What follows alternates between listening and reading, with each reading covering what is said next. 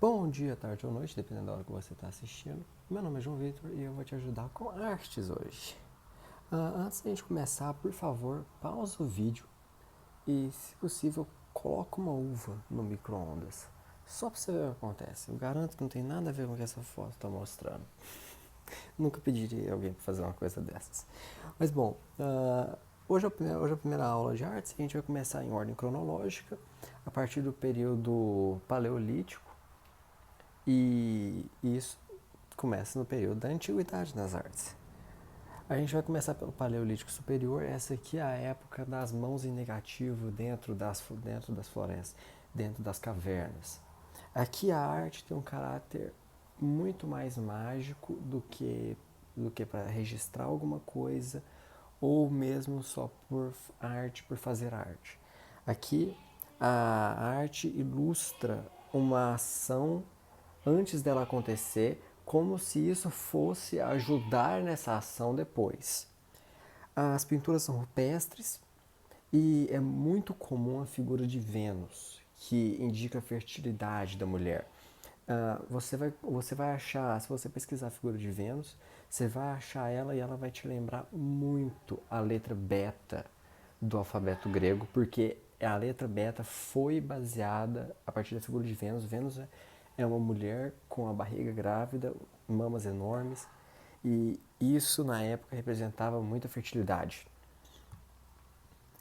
Se vocês quiserem, vão tirando prints dos slides, porque são resuminhos bem práticos. Depois a gente está agora no Neolítico, e aqui começam a aparecer as invenções. A roda acabou de aparecer, a gente agora começa a ter cerâmicas também com o. Nossa! Cerâmicas com utilidade, a maior parte delas funerárias, isso é muito importante. Nessa época agora, a arte tem utilidade. A gente está com urnas funerárias que tem toda uma produção. Não é arte por arte ainda. Aqui a gente já começa a aparecer o caráter documental e a arte começa a apresentar a representação da vida coletiva, porque é nessa época que o ser humano começa a se tornar sedentário. Então, eles começam a registrar isso. Agora a gente foi para o Egito. Desculpa a organização do slide, colocar imagens não é o meu forte, mas tudo bem. Eu vou explicar o Egito a partir dessas duas imagens que eu achei mais interativo, então vamos lá.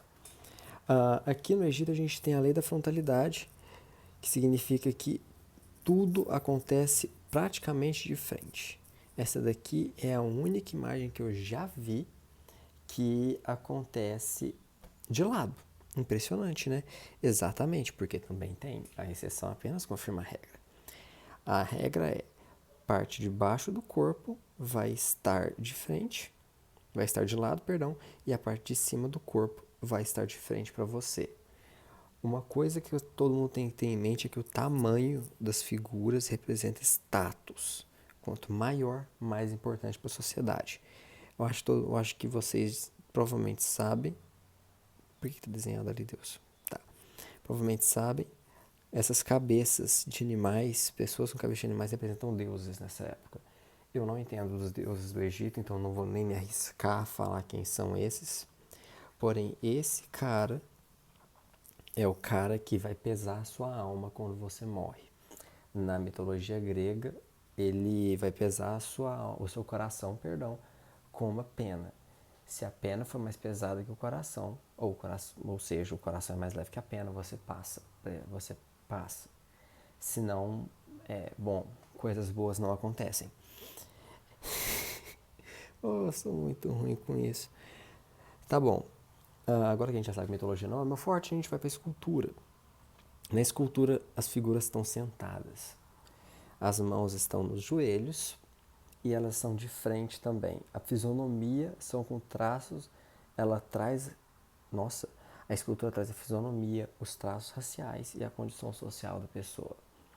As pirâmides é uma coisa muito importante saber, elas estão lá como tumbas para guardar as riquezas dos faraós quando eles voltarem para a terra. Esse é um detalhe muito importante, se você estiver anotando isso, tem que estar com marca-texto, com nuvem, balãozinho, não sei o que você faz, mas tem que colocar em volta disso. Grécia. toda a história da arte que eu vou passar a partir de agora, a partir dessa aula, se baseia nesse slide. Toda a história da arte, desde que a Grécia começou a inventar moda, ela é uma briga entre o clássico e o helenístico, o clássico e o anticlássico, o apolíneo e o dionisíaco. Tudo isso são sinônimos, respectivamente. O que é clássico e o que é helenístico? Nas pinturas clássicas da Grécia e em todas as figuras que forem chamadas de clássicas ou apolíneas, a partir daqui, não há movimento. É uma figura estática, parece uma foto de uma coisa que já aconteceu. Tá vendo aqui? Isso aqui é uma figura. Ele tá com a espada, ele tá empunhando a espada, ela tá no chão, olhando para cima. O anjo acabou de pousar. Eu não preciso comentar dela. Tudo isso acabou de acontecer. Não é como se ele estivesse abaixando a espada, não é como se ela estivesse se debruçando, olhando para ele, não é como se o anjo estivesse pousando. O anjo pousou, ela se debruçou, ele tirou a espada. Tudo acontece no passado, tudo já está feito. Você pode ver aqui um início do que vai se desenvolver para uma idealização dos corpos. Começa aqui, é um cara com um corpo bem definido. Tudo bem que o desenho não ajuda muito, a qualidade das técnicas nessa época não era das melhores, mas ainda assim. Agora, no helenístico, as coisas estão acontecendo. Esse aqui é o gerúndio da arte. Aqui, esses dois soldados estão encostando na caixa de Pandora. A ação está acontecendo. Você consegue ver emoção no rosto deles, enquanto aqui você consegue ver simplesmente algo do mesmo, uma emoção tão grande quanto o meu bonequinho de palito aqui com 2 olhinhos. Bom, era pra ter... Ele tá olhando pra cima, gente. Não? Tá bom. Com esses 2 olhinhos, essa boca... Meu Deus, eu desisto de desenhar. Com esses 2 olhinhos. Essa é a emoção que você vê aqui. Enquanto nessa aqui, você vê a ideia que você veja alguma coisa, eu queria muito saber desenhar.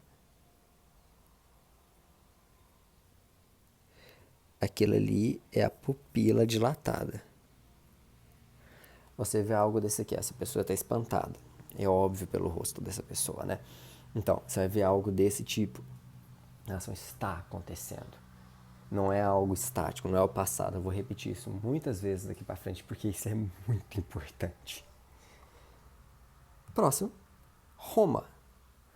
Roma tem 2 coisas muito importantes. Roma, vocês têm que lembrar na história, primeiro de tudo, lembrem na história. Roma é um império enorme.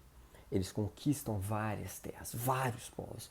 E isso vai fazer com que eles absorvam uma boa parte da arte desses povos. E isso vai ser muito visto com os arcos romanos.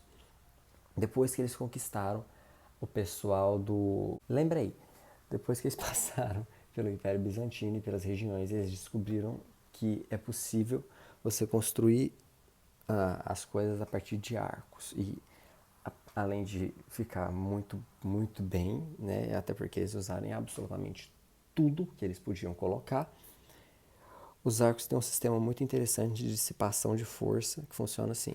Aqui a gente tem um arco, a força da estrutura que vai vir por cima dele vai descer aqui, vai descer aqui e vai se dissipar pelos 2 lados do arco. Isso já é um dos primeiros avanços da arquitetura mundial e é um dos maiores, porque depois disso praticamente todos os povos vão usar isso. A gente consegue lembrar muito bem de Napoleão com o Arco do Triunfo na França. Então isso é muito importante. Eu vou voltar a comentar disso no neoclassicismo. Além dos arcos, o que é ridiculamente importante, que já é ridiculamente importante, a gente tem a figura histórica. A figura histórica, os generais, os imperadores. Nossa, tá difícil minha língua hoje. Os imperadores. Eles vão ser retratados em esculturas magníficas, enormes. Elas têm um teor histórico. As vestimentas deles dão status.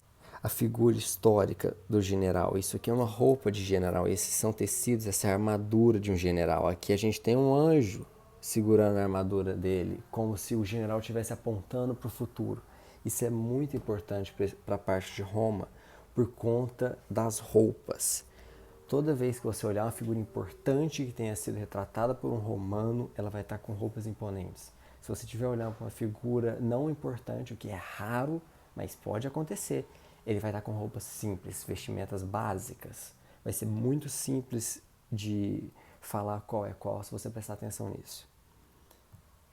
Muito obrigado se você me acompanhou. Muito obrigado se você me acompanhou até agora. Por favor, deem uma olhada nessas imagens, anotem tudo que eu falei. Depois daqui, a gente já vai começar os movimentos que vão seguir a linha do Apollino e do Dionisíaco. Essa é uma parte muito importante. Eu vou deixar na descrição o link de um vídeo, de um canal maravilhoso que fala de arte. Ele vai te ajudar muito. Assistam logo depois daqui. Não coloquem a uva no micro-ondas em nome de Jesus. E até a próxima.